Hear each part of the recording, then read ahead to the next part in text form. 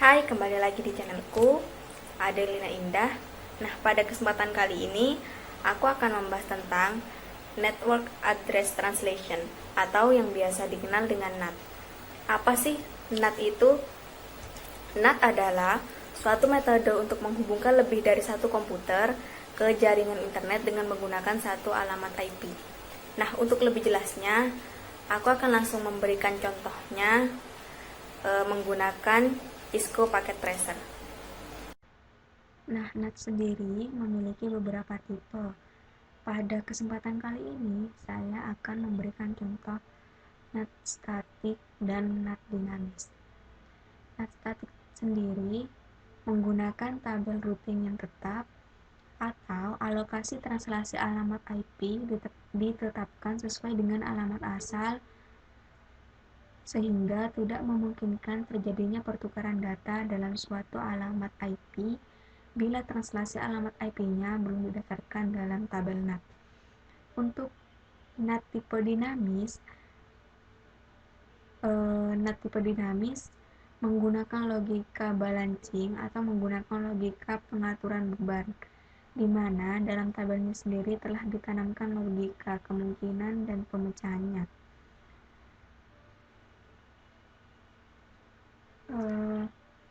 Jadi saya akan menjelaskan dengan contoh saja ya, langsung saja dengan contoh. Dan pada kesempatan kali ini saya menggunakan aplikasi Cisco Packet Tracer. Nah, untuk background merah ini saya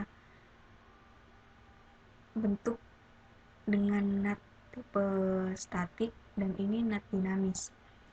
Nah, sebelum itu saya sudah mengkonfigurasi masing-masing perangkatnya. Servernya ini IP address-nya yaitu 202.1.1.1 dengan subnet max 255.255.255.0. Nah, dan PC 0 ini IP address-nya 192.168.1.2 dengan subnet max 255.255.255.0 dan default gateway yang digunakan yaitu 192.168.1.1.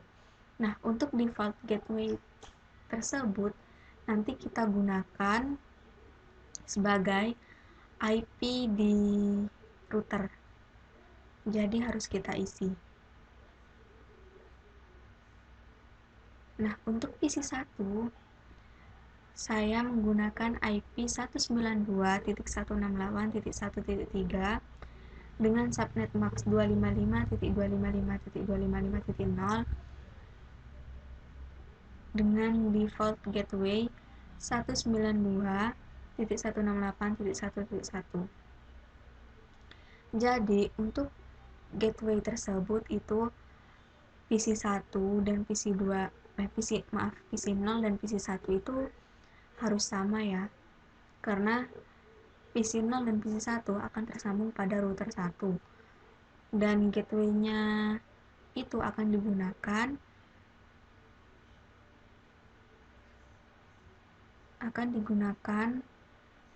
IP address pada router 1. Pada router 0. Nah, kita lihat di sini.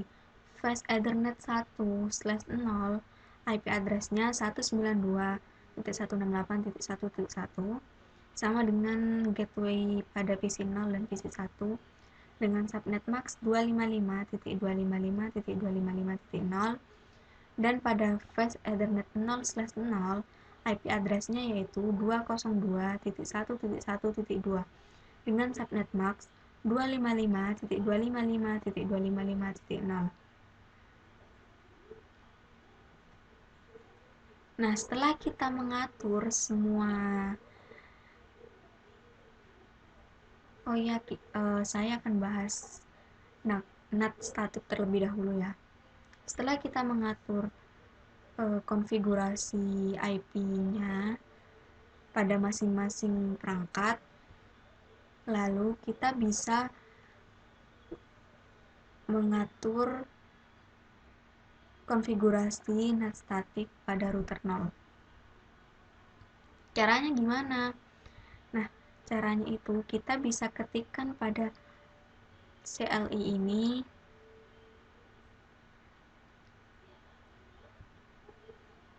seperti ini.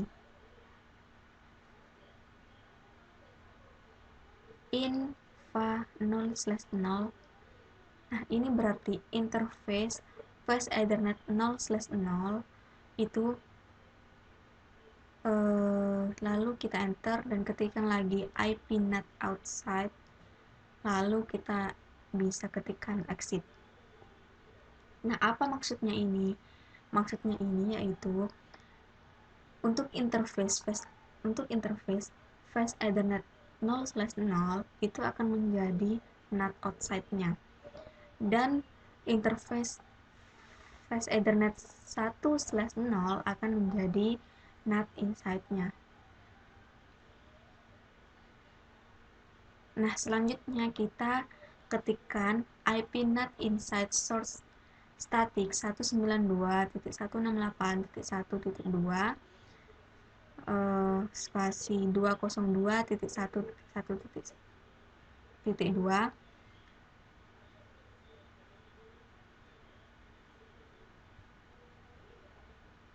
dan kita bisa melihat IP NAT translation-nya yaitu gini, dengan cara ketikkan show IP NAT translation. Nah, maka akan muncul tulisan seperti ini.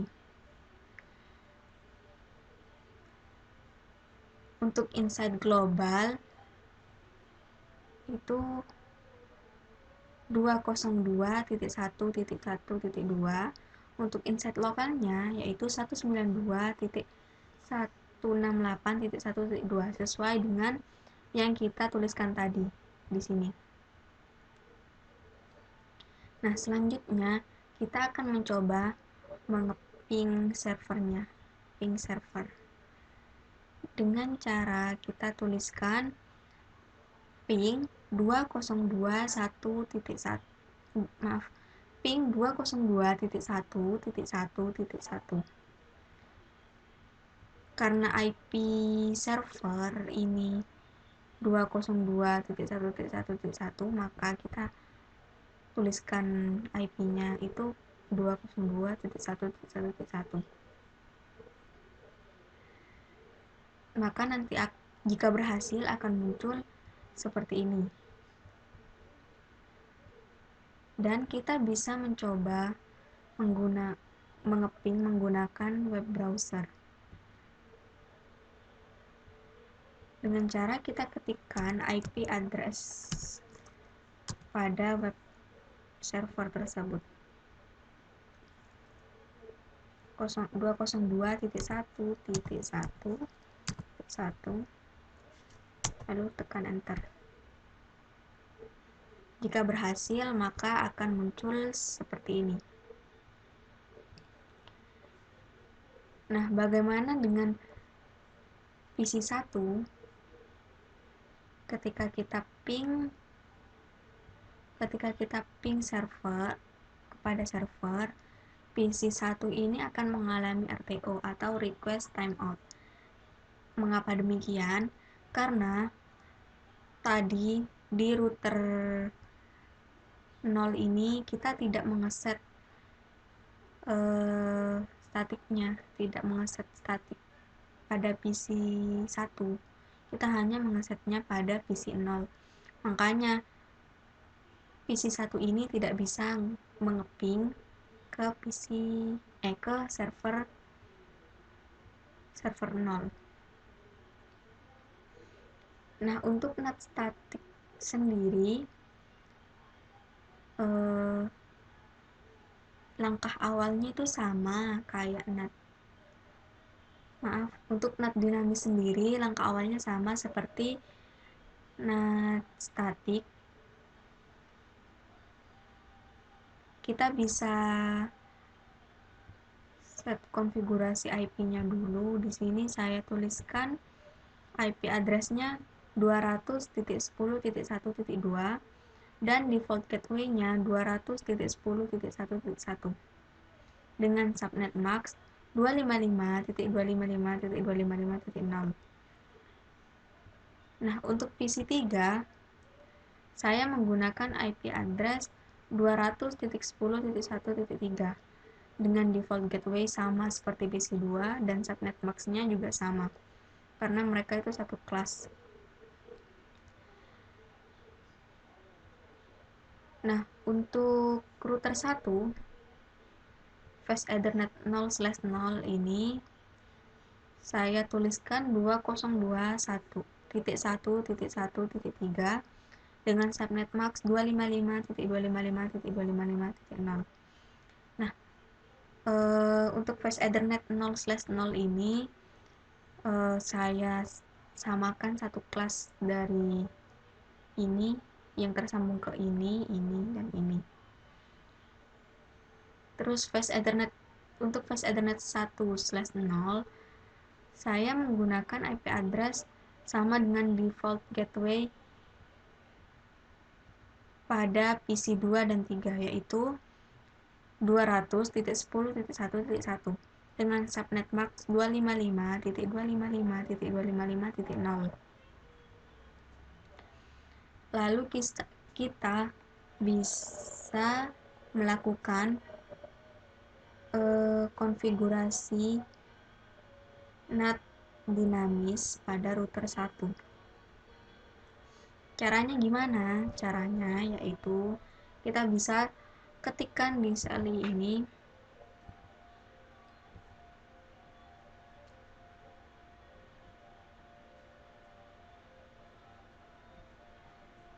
kita bisa ketikkan di CLI yaitu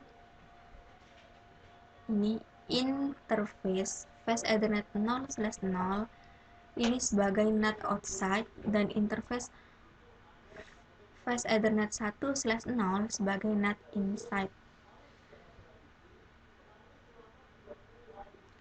Lalu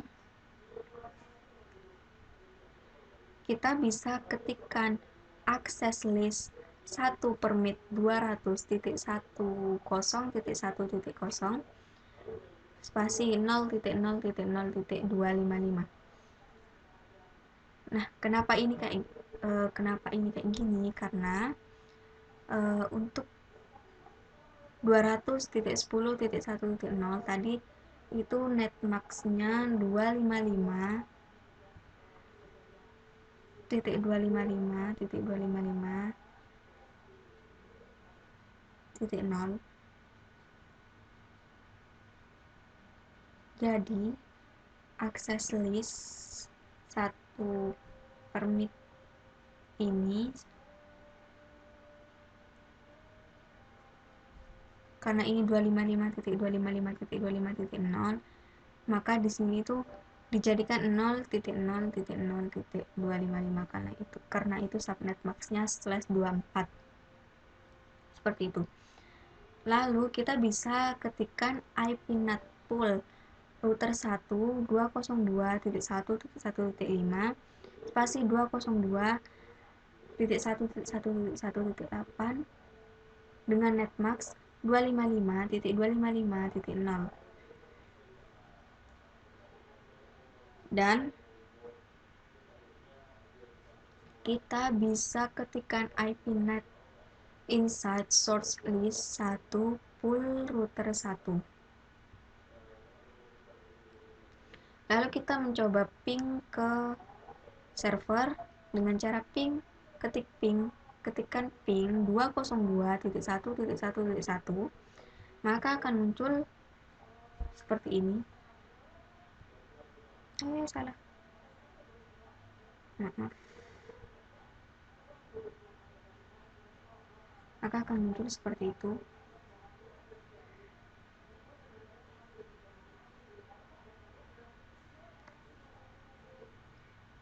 Nah, untuk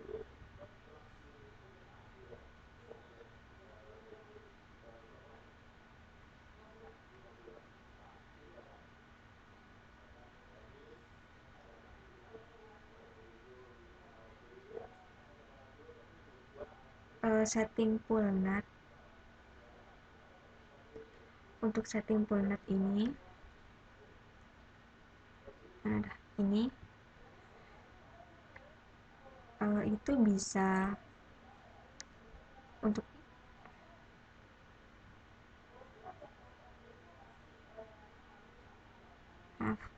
setting full NAT ini, router 1 ini adalah nama pool dan 1 ini merupakan nomor akses list.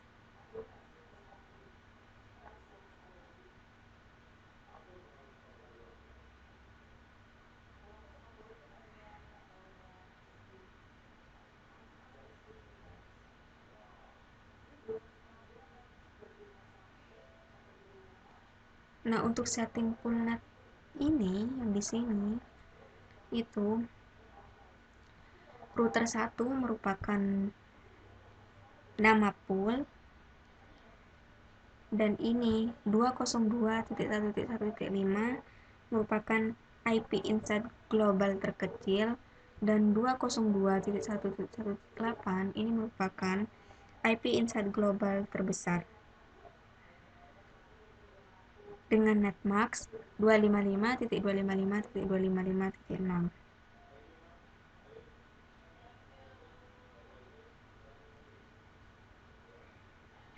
Nah, untuk ini apa maksudnya? Akses list 1 permit itu adalah set access list.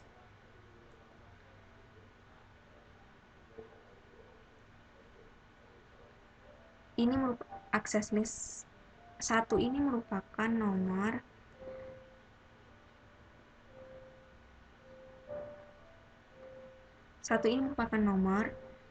dan permit ini merupakan aksi tujuannya yaitu ke 200.10.1.0 dengan wildcard marks yaitu 0.0.0.255. Untuk ini sesuai dengan subnet max-nya. Lalu setelah itu kita akan coba ping dari PC 2 ke server 0.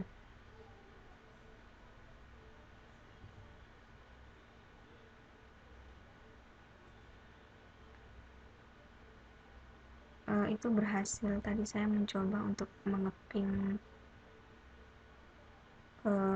dari PC 2 ke server, dan untuk PC ketiga ini juga akan berhasil karena di sini settingannya yaitu NAT dinamis, jadi itu juga berhasil. Jadi perbedaannya cukup jelas ya untuk NAT dinamis dan NAT statik, yaitu jika NAT statik ini perlu disetting satu-satu agar kita berhasil mengeping ke server 0. Nah, untuk NAT dinamis sendiri kita hanya perlu menyetingnya seperti tadi, itu akan berhasil untuk 2 komputer seperti itu. Terima kasih sudah menonton video saya, semoga bermanfaat. Jangan lupa like, comment, and subscribe.